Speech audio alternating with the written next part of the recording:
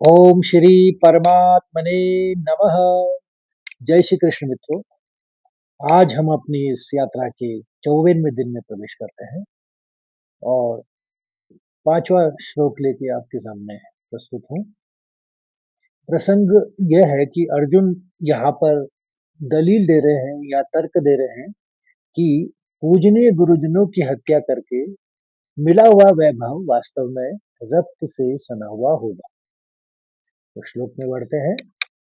गुरून् हत्वा हि महानुभावान् श्रेयो भुक्तं भैक्ष्यमपीह लोके हत्वार्थकामांस्तु गुरूनिहैव भुञ्जय भोगान् रुधिरप्रदिग्धान्।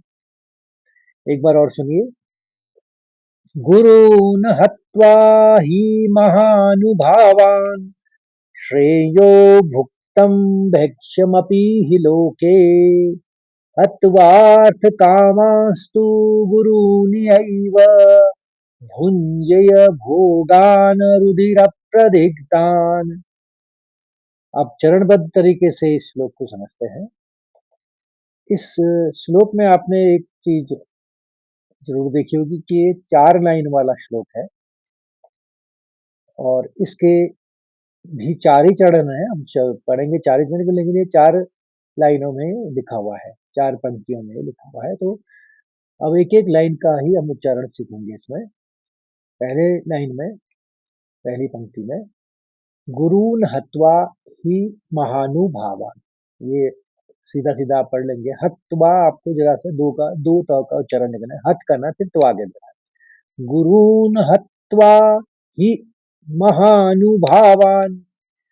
अब दूसरी पंक्ति को देखिए, इसमें 4 शब्द हैं। श्रेयो भुक्तम् भैक्ष्यमपीह लोके। एक साथ पढ़ने में, श्रेयो भुक्तम् भैक्ष्यमपीह लोके। तीसरी पंक्ति को देखिए, हत त्वार्थ पढ़ेंगे, फिर कामांस्तु, कामांस्तु गुरूनिहैव, गुरूनिहैव, हत्वार्थ कामांस्तु गुरूनिहैव। और आखिरी पंक्ति यानी चौथी पंक्ति में भुञ्जय्य, बड़ी ई की मात्रा है तो दीर्घ उच्चारण होगा। भुञ्जय्य भोगान रुधिर प्रदिग्धान। र का आघात के लिए आपने प को लेना है, देखा नहीं आपने, इसमें पहले भी आप समझ चुके हैं। इसी तरह से दो में आघात है तो गौ का आपका आघात आएगा। तो इस शब्द को इस तरह से पढ़ेंगे, भोगान रुधिर प्रदिग्धान। अब पूरे श्लोक को एक साथ पढ़ते हैं। गुरून् हत्वा हि महानुभावान् श्रेयो भुक्तं भैक्ष्यमपीह लोके हत्वार्थकामांस्तु गुरूनिहैव भुञ्जीय भोगान् रुधिरप्रदिग्धान्।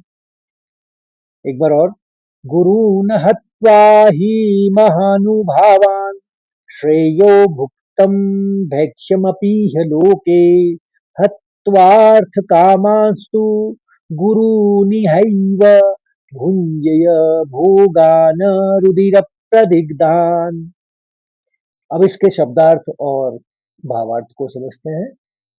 गुरून् माने गुरुओं को, अहत्वा ना मारकर, अहत्वा शब्द होगा क्योंकि संधि विच्छेद में हत्वा से सुनाई देता है, लेकिन शब्द जो है वो है अहत्वा, यानी ना मारकर। हे, क्योंकि महानुभावान, महानुभावों यानी महापुरुषों को, श्रेय यानी कल्याणकारी या श्रेष्ठ, भुक्तम खाना या भोगना, भैक्ष्यम भीख का अन्न, अपि भी, इहलोके इस संसार में, हत्वा मारकर, अर्थ कामान अर्थ और इच्छा के वश में यानी धन रूपी कामना वाले, तो लेकिन इह यहाँ एव ही भुंजीय भोगूंगा भोगान भोगों को और रुधिर में प्रदिग्धान मैंने खून से सने हुए। तो हिंदी में सरल शब्दों में इसका अर्थ ये है कि अर्जुन कह रहे हैं कि इन महानुभाव गुरुजनों को ना मारकर इस संसार में भीख मांगकर खाना भी अधिक कल्याणकारी है, क्योंकि गुरुजनों को मारकर इस संसार में खून से सने हुए धन और काम रूपी भोगों को ही तो भोगूंगा। तो भावार्थ ये निकलता है कि अर्जुन यहाँ बहुत ही भावुक तर्क दे रहे हैं। वो कह रहे हैं कि भले ही मेरे गुरुजन जो कि द्रोण और भीष्म हैं, दुर्योधन के पक्ष में होने के कारण अर्थकामी या धन के अधीन दिख रहे हो, फिर भी वे मेरे ही गुरु हैं। यदि मैं उन्हें मारकर राज्य जीत भी लूं, तो वह राज्य मुझे सुख नहीं देगा, क्योंकि हर सुख में मुझे उनका रक्त दिखाई देगा। तो मित्रों, आशा करता हूँ आपको ये श्लोक भली भांति समझ में आ गया होगा, और अच्छा लगे तो लाइक करिए, शेयर करिए और औरों को भी प्रेरित करिए कि इससे जुड़े इस यात्रा से। और कल फिर मिलते हैं 55वें श्लोक के साथ।